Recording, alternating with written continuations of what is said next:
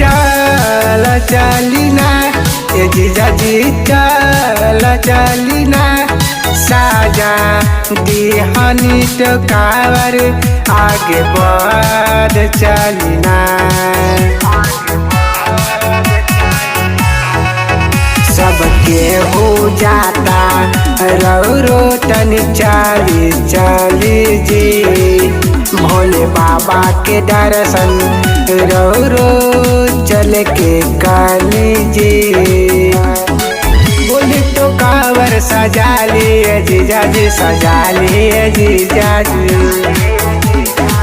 भोले के दर्शन करा दिए जीजाजी भोले के दर्शन करा दिए जीजाजी देवघर के दर्शन करा दिए जीजाजी देवघर के दर्शन करा दिए जीजाजी।